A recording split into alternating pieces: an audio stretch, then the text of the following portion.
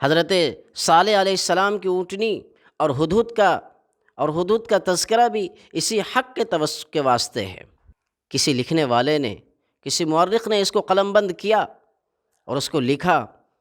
کہ جب ان مجاہدین کے پاس کوئی ذریعہ نہیں تھا معلوم کرنے کا دشمنوں کی نقل و حرکت کا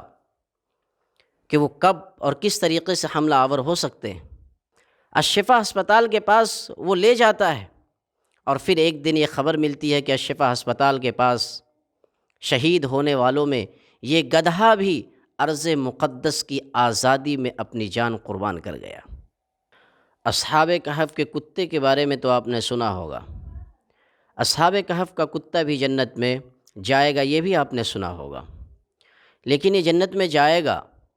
یا دوسری مخلوقات کی طرح، دوسرے جانوروں کی طرح اسے بھی ختم کر دیا جائے گا،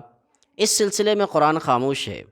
قرآن کا اس سلسلے میں صاف کوئی ڈیسیزن نہیں ہے۔ بہرحال ہمیں اس پر گفتگو نہیں کرنی ہے کہ وہ جائے گا یا نہیں جائے گا، لیکن جب قرآن نے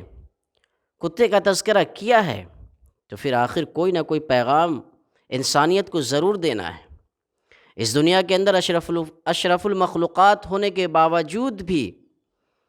کچھ لوگ بے حس ہیں، وہ حق سے بہت دور ہیں، لیکن بسا اوقات اور کبھی کبھی ان جانوروں کے اندر بھی حق کا ادراک ہو جاتا ہے، وہ حق کو پہچان لیتے ہیں،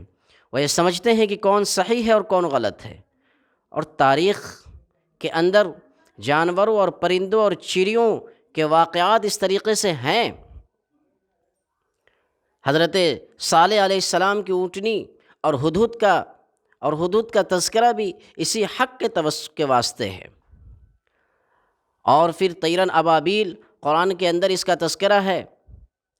کہ کس طریقے سے چڑیوں کی جھنڈ کی شکل میں انہوں نے ابرہہ کے فوجوں پر کس طریقے سے اپنے میزائل اور بم برسائے، اور پھر خانہ کعبہ کی حفاظت کی۔ تاریخ میں یہ بھی ہے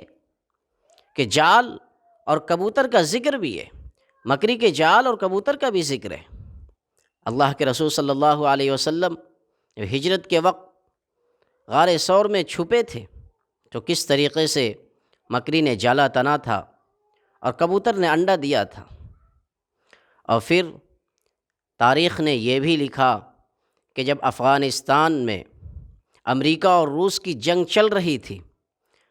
اور وہ لوگ نہتھے تھے، ان کے پاس کوئی خاص ساز و سامان نہیں تھا، اور یہ بھی ساز و سامان نہیں تھا کہ اپنے دشمنوں کی نقل و حرکت کو دیکھ سکے، وہ پہچان سکے، اس سے اندازہ لگا سکے۔ کسی لکھنے والے نے، کسی مورخ نے اس کو قلم بند کیا اور اس کو لکھا کہ جب ان مجاہدین کے پاس کوئی ذریعہ نہیں تھا معلوم کرنے کا دشمنوں کی نقل و حرکت کا کہ وہ کب اور کس طریقے سے حملہ آور ہو سکتے ہیں، تو یہ مجاہدین جو غار میں اور پہاڑوں کے نیچے چھپے ہوئے ہوتے تھے، جب وہ لوگ فوج کشی کرنے کے لیے اور بم برسانے کی تیاری کرنے کے لیے جب وہ نکلتے تھے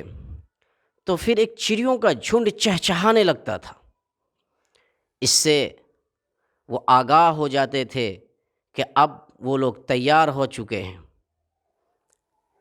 تو اس سے یہ اشارہ ان کو مل جاتا تھا کہ اب وہ لوگ بم برسانے کی تیاری کر رہے ہیں، یا اپنے آپ میں ہوشیار ہو جاتے تھے۔ ایسے تاریخی واقعات ہیں۔ اور پھر یہ تازہ اتنے واقعات سنانے کا اصل مقصد یہ ہے کہ انہی فہرست میں ایک نام گدھے کا بھی جڑ گیا، جو فلسطین کے اندر اپنے ایک زخمی بھائی کو اٹھا کر الشفا ہسپتال کے پاس لے جاتا ہے۔ الشفا ہسپتال کے پاس وہ لے جاتا ہے، اور پھر ایک دن یہ خبر ملتی ہے کہ الشفا ہسپتال کے پاس شہید ہونے والوں میں یہ گدھا بھی ارض مقدس کی آزادی میں اپنی جان قربان کر گیا۔ جی، یہ ہے، جانوروں تک نے اپنی قربانیاں دی ہیں، لیکن انسانوں کی ضمیر نہیں جاگ رہی، اسلامی حکمرانوں کی ضمیر نہیں جاگ رہی۔ یہ جانور کل قیامت کے دن یہ جنت میں جائیں گے نہیں جائیں گے، یہ بات کی بات ہے، لیکن میدان حشر میں جب حساب اور کتاب ہو رہا ہوگا، اب بڑے بڑے بادشاہوں کے جن کے سروں پر تاج رکھے ہوئے ہیں، جب ان کے اعمال گنائے جائیں گے اور جب ان کے تاج اچھالے جائیں گے اور جب ان کو فرشتے کھینچ کر گھسیٹ کر جہنم کی طرف لے جا رہے ہوں گے، تو اس وقت ضرور تمنا کریں گے کہ کاش ہم بھی کتا ہوتے، ہم بھی گدھے ہوتے کہ اس ذلت سے بچ سکتے تھے۔